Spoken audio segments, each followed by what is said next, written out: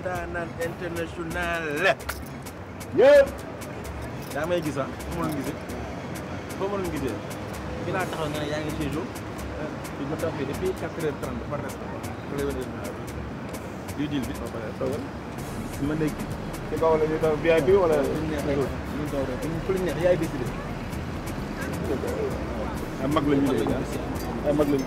mag la ñu sinon nu mu demee. waaw sama dimbali leen yi. ay jaay daal lu bees man dama naa daal lu bees. waaw bu jëlee tamit. ah genre la barki yàlla. ce genre là. mooy nga lii. Canada laa ko jëlee. loolu doo ko soxla bu ne. may dégager. Baxaw. xam nga interview ak yow day métti. du métti fu la. c'est dama la xam. non day sérieux barki yàlla day sérieux. non sérieux il faut non day sérieux def lu sérieux. non day sérieux tey dama xam ne day sérieux. waaw lu tax nga xam ne damay sol lu weex nga sol lu weex. parce que affaire de scène rap la. Baxaw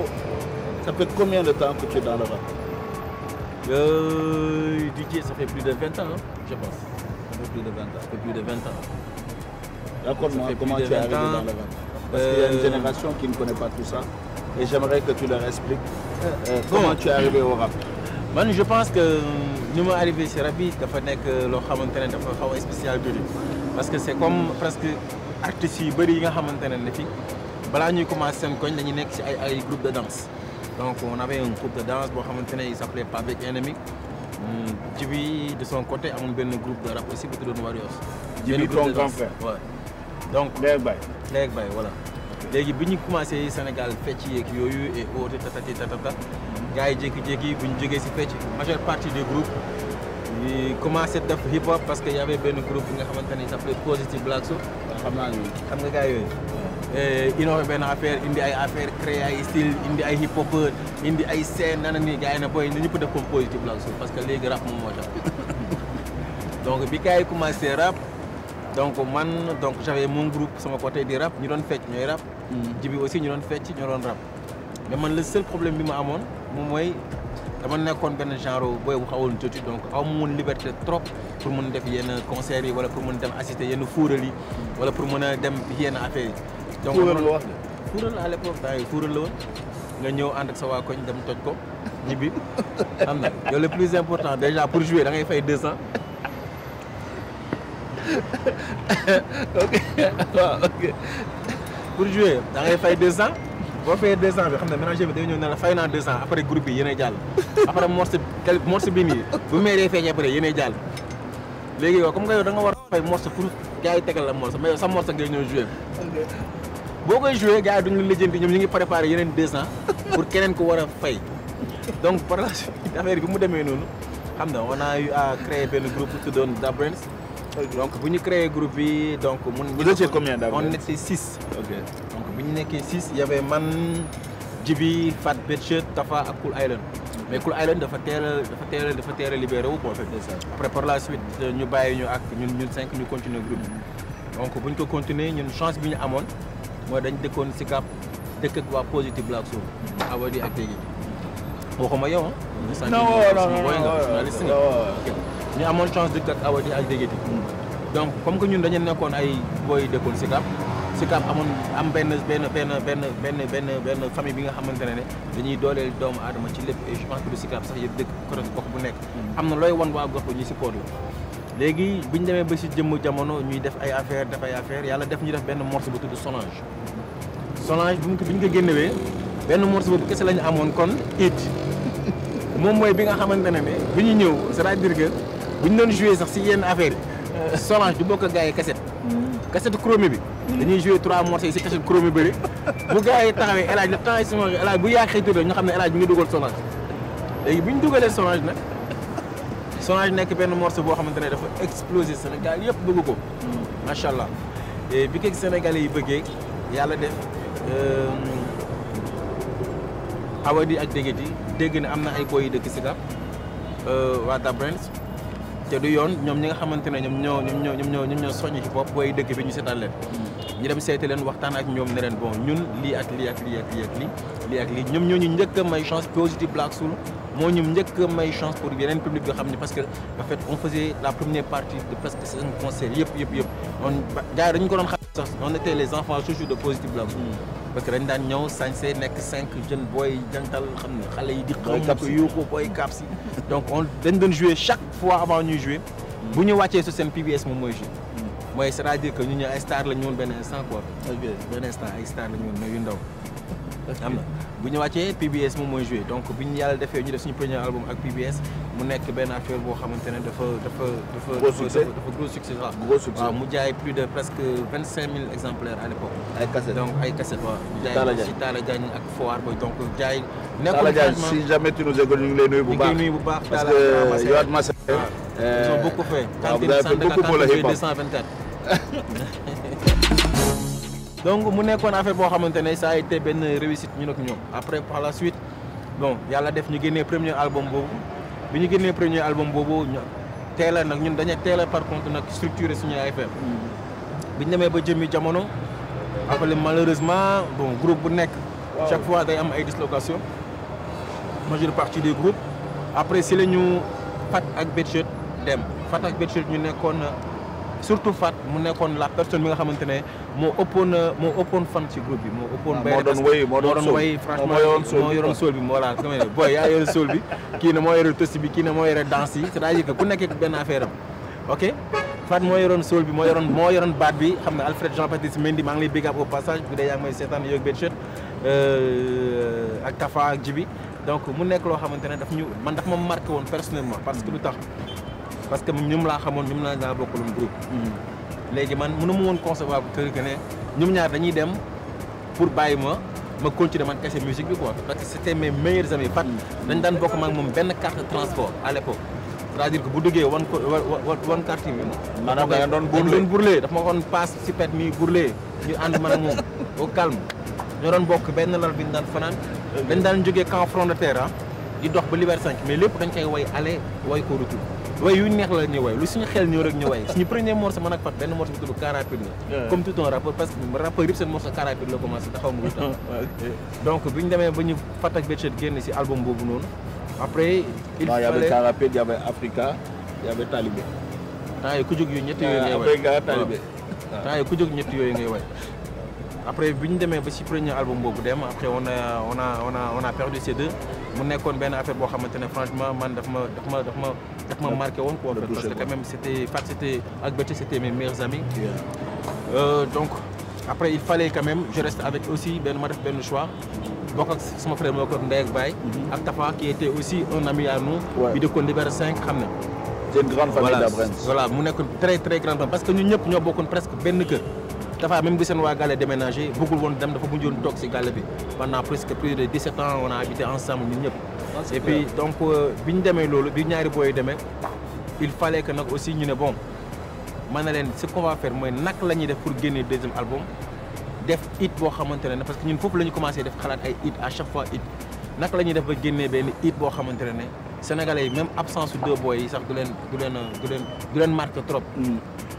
Puis pour innover. En fait, ça vous a challengé. Voilà, daf ñuy challenger parce que il fallait qu'on soit dañ doon génne album ak benn hit album bi soit amul woon hit dañ doon fay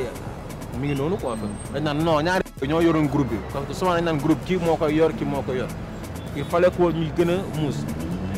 Après par la suite ci lañ dem seeti Papa Thione Seck maa ngi koy big up au passage et franchement il a beaucoup moom aussi jàpp si suñu carrière donc bu ñu demee seeti Papa Thione Seck si lañ defee Asalo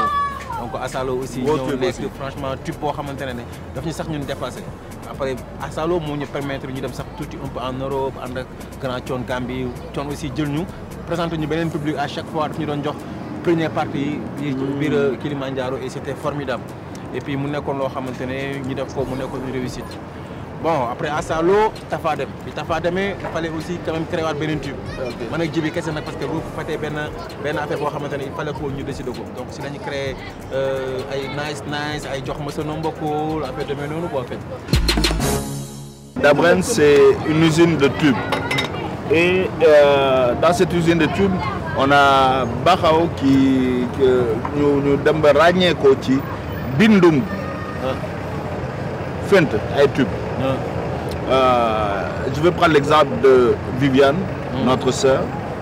Raconte-moi comment tu travailles pour écrire une chanson pour un créateur. C'est quoi ce travail et comment c'est arrivé pour gagner le war pour Ngalendi Bindung? Ouais, man, je pense qu'aujourd'hui, on l'a ragné comme étant un des meilleurs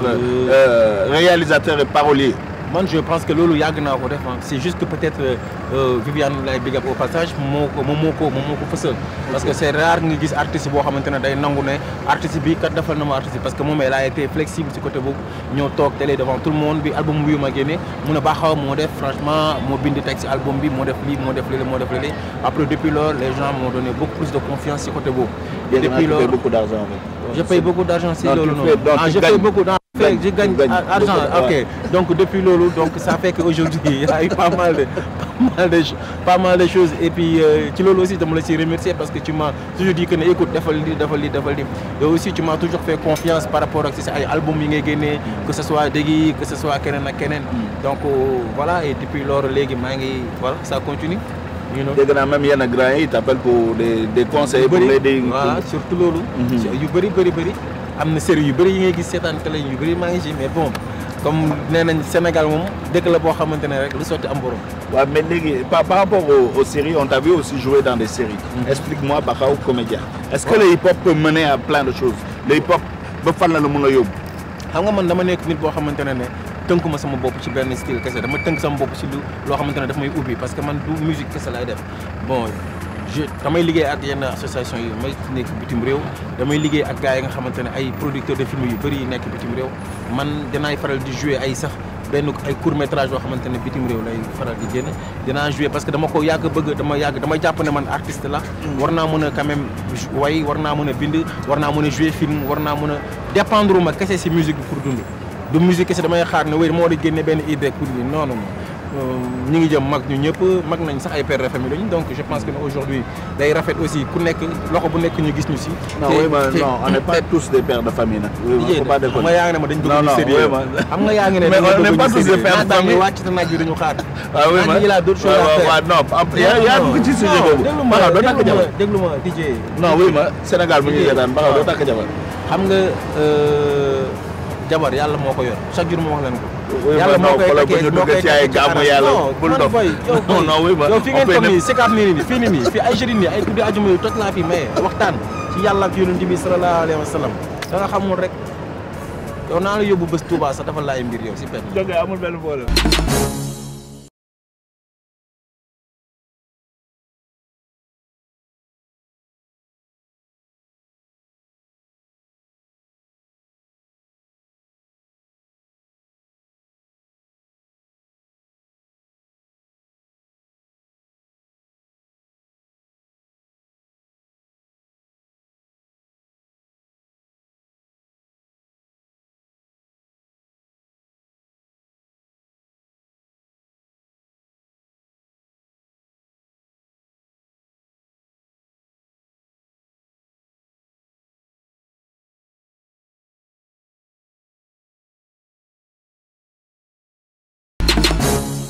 bi may xam Sefiou sama néeg laa fekk toog benn boy bi tudd Kayre ne ma dama lay présenter kenn parce que Sefiou da doon nëbb kanamam kese ma ñëw mu ne ma fekk may déglu albumu Sefiou ma ñëw mu ne ma kii mooy Sefiou ma ne ko comme par hasard ma doon déglu sa album bi apprécié ko ma ne ko commencé fay nga décidé gis mu ne ma dañ na ko booy ñëw Sénégal fexeel ba na nga gis soit Bakhaw wala nga gis Awadi je pense que loolu tey image moo ñu koy defaral ak respect bi ñu am par rapport ak nit ñi ak nit ñu yaree parce que tey man su ma meloon nen artistes yu mag yu bëri duñ ma parce que man kese dàqu ma bind Sénégal am na ñoo xamante ne ñoo dàq bind téeméeri junni yoon mais damay xool tey 95% artistes yëpp que ce soit mbalax yëpp ci man la ñu woo rappeurs yi ki nga xam presque dama ne du ma ne 100% rappeurs yi parce qu'on n'est pas ami avec tout le monde mais ñi nga xamante ne sekk nañ jàmm majeure partie si seen ay liggéey seen ay projet seen ay événement dañ may woo dama Bakhaw franchement on a besoin de lii ak lii wala bëgg nañ sponsors yi ak yi sponsors yi tamit wanuma leen foofu baal ma tegal foofu si loolu mais j'aimerais que qu'on parle de Bakhaw aussi ses relations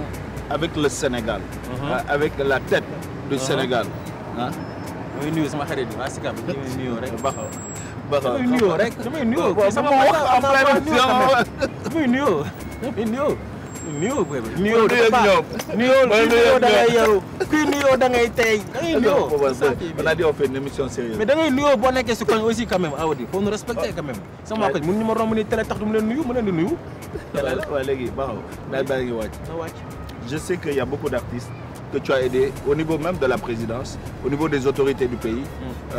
pour nous l'un des appelés quand ils ont des événements. En tout cas, tu fais un vrai rôle d'intermédiation entre le pouvoir, les artistes, entre le pouvoir et le social. Raconte-moi ce travail que tu fais. Mais je pense que c'est important qu'on te rende hommage aussi pour le travail que tu fais. Explique-moi ces relations avec tous ces gens-là. amul dara loo xamante ne man dama koy forcer quoi parce que loo forcer mën na la gaañ relation yi may am yëpp day ñëw naturellement yàlla moo koy def soit ay milliers la ñuy dajante ma présenté wu ñu ci ëpp majeure partie dañuy xam mais am na nu ñu lay xamee bu ñu la gisee si milieu am na nooy comporté wee duñ la ñeme aborder am na nooy mel duñ la ñeme nuyu am na nooy taxawee duñ la ñeme xool mais bu ñu gisee nga am neen ñu mel bu ñu présenté wu man la diw nga ne man la diw ñu amante yow benn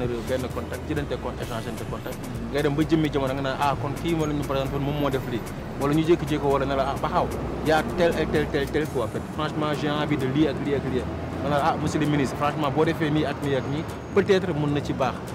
ba ci ministre de la culture yi nga xamante ne jaar nañ fi tey liggéey naa liggéey boo xamante ne ministres yi tax na ñu mën a xam yenn rappeurs yi nga xamante ne xamuñu leen woon ministres yi tax na tey ñu joxoon fi benn budget boo xamante ne mosoon nañ am sax benn festival hip hop mooy les 72 heures du hip hop ak yeneen et je pense que ne nag loolu yàlla moom moo ko def mbirum yàlla la forcé wu ma dara yàlla moo def yëf yi ñëw naturellement yàlla moo def ma amanteeg relation yi nit ñi naturellement yàlla moo def aussi ma nekk nit bi nga xamante ne gisoo lu weex sama lépp jàmm la quoi jéem ma incarné la loolu négatif. Qu'est-ce qu'on peut attendre de Baxaw pour les années à venir? Beaucoup de choses, hein, DJ, franchement, beaucoup de choses. Surtout côté musique, beaucoup de choses. Parce que quand même aujourd'hui, Sénégal, nous avons un niveau bien nous les jeunes talents, nous commençons à les jeunes talents, nous les jeunes talents, nous commençons à DJ, nous sommes jeunes talents. Mais en fait, je me respecte pas quoi. Les gars, là, Youssou Ndour, old school. bi mu ngi nii jeune talent la toj succès génnee morceau bu nekk ay hit ay tube ay millions de vues. waaw non Youssou Ndour jeune talent la d'accord ndaanaan la damay waxante Jay-Z old school la Beyoncé old school la jeune talent la jeune talent la doy na waar ok jeune talent Viviane lan la jeune talent jàppale ñu jeune talent rek ok waaw nee naa la musique moom tant que mi ngi dem man ak yéen moom jàppale ma jeune talent rek ba lëz rek damay gën a yokk rek comme Juma Touba rek nii rek macha allah. Il y a beaucoup de choses yi nga xamante ne c'est des projets à venir surtout ay côté production yoo xamante ne dama koy commencé woon naa ko mais dama koy gën a fësal damay gën a jël engagement damay gën a déterminé ba pare éventuellement teg benn structure boo xamante ne y aura pas mal de surprises maanaam li manqué woon Sénégal benn instant dinaa ko def moom mooy damay remarqué ne que artistes yi dañuy bàyyi ba décembre benn période ba nga xamante ne que ce soit mbalax wala dara pour mën a créer des événements man cette année ci xaaruma loolu cette année ci damay teel a jóg ak des artistes yi nga xamante ne maa ngi ñoom on a de très bons rapports possibilité bi mi ngi fi sponsors yi ñi ngi fi doole bi mi ngi fi confiance yi mi ngi fi dans toute l'année on va faire une tournée sénégalaise dans toute l'année du ñu xaar benn fan c'est-à-dire weer bu nekk ak fu ñuy dem concert bu nekk ak lañ fay def.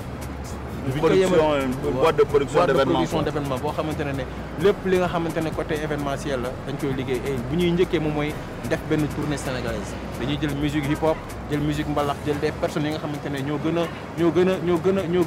a tey am ñoo gën a tey nekk au devant de la scène boole leen def benn coalition jéemu ñu xool seen ay. est-ce que duñu commencé donc parce que instant bi gën naaj baa ngi naaw. jéemuñu xool seen ay jéemuñu xool seen ay état d'âme wala jéemuñu xool seen ay affaire dañuy business dañu war a make money dañu war a teg ay structures yoo xamante ne aujourd'hui ku ko xool di nga xam ne musique sénégalaise kat mi ngi nii ak nii parce que bu njëkk li amoon Sénégal amatu fi promoteur ma da nga ko doon dégg son promoteur bu nekk dégg nga ko fi tey promoteurs yi amatu kam mooy teg concert yi rappeurs yi ñooy teg seen ay propre affaire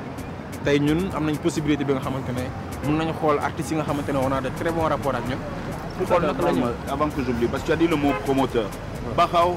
beaucoup de grands lutteurs sont tes amis aussi. Et tu les conseilles. Je t'ai vu avec beaucoup de promoteurs de lutte. et de lutteurs, des grands champions qui sont tes amis et tu les conseilles. Explique-moi ta relation avec Mbeury. moom laa lay expliquer DJ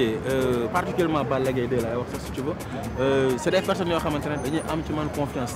à la base dañuy ñëw na ma écoute ñeme naa la dama bëgg ñu liggéey bu ñu liggéeyee damay lay wan toujours des résultats yu positifs naan ma booy baxaw lii ak lii ak lii ak soxla mën na la ah j'aurais préféré nga defee nii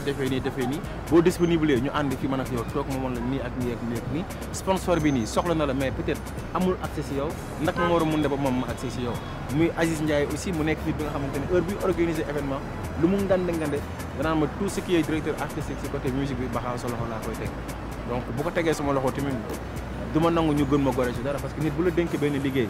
ne la franchement liggéey bi bëgg naa nga fa ma ko lu baax da nga koy woon ay résultats te su may def man à chaque fois du ma jiital aussi benn instant xaalis parce que damay jiital en tant que nit ak nit ndax yàlla bu la dénkee ay affaire may la yàlla dafa namm sax doomu aadama bu am di bokk ak nit ñi ndax tey man su ma meloon neen rek mënoon naa taxaw ne écoute sama ay projet la tëj sama kër naan damay bind mën naa jël kay bind si ba mu fees su ma ko joxul tamit nit ñi duñ ma xam tey benn artiste mi ngi may seet xëy na tamit maa ngi seet benn artiste pour mu dimbali ma ci benn affaire et je pense que ne tey ñu ci bëri ci mel ni koy ay Viviane su ma jëlee benn son donc Viviane lii ak lii laa xalaat la nga ci xalaat danaa ma yow loo def d'accord na parce que da lay jox confiance boobu nag ñu lay jox moo lay permettre à chaque fois da ngay def lu gën a supérieur li nga ko defaloon donc confiance boobu man nit laa rek comme nit ñëpp te nit laa boo xamante ne ku ma jiite nga ma delloo la ko aussi ak loo mun ak nu mu mënti mel ak ni mu mënti mel ci àdduna bi am na loo may wan lu positif ma delloo loolu lu positif loolu am na loo may wan lu négatif ma woo la si positivité nga bañ a gis positivité boobu ma oowal la ci ba nga koy gis noonu laay doxee. On est dans la SICAP. Liberté 4, Liberté 5, Sacré-Cœur, Liberté 6. Oui. Là, on est vraiment dans le cœur de la SICAP.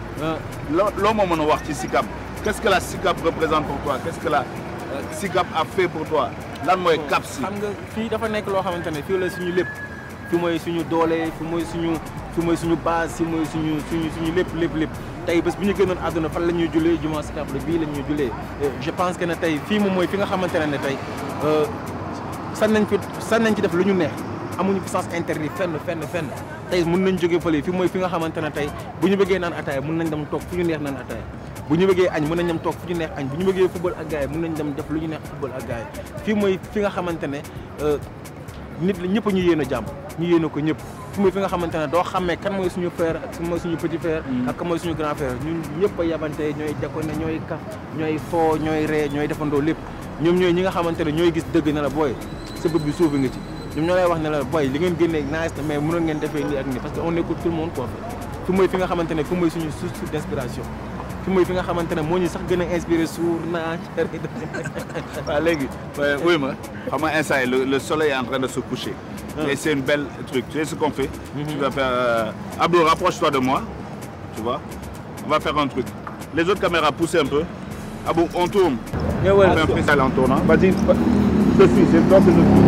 tu vas suivre la caméra tu vas suivre la tu vas freestyle quand tu as fini tu dis c'est Sénérap TV avec Awadi. Non, c'est Baxaw dans Sénérap TV avec Awadi. Bien, Baxaw dans Sénérap TV. Tu fais ce que tu veux. Mais c'est lui que tu suis. suur naa cere dëxin suur naa waxal mag lu ko rey dekkee ba ko tuub naa waxal man di ñàkk a dàq ñoo ngi tribunal ko duub ba mag mën a yëngal ci nu daxine c'est Sénérap TV avec l'homme qui passe par le nom de DJ Awadi.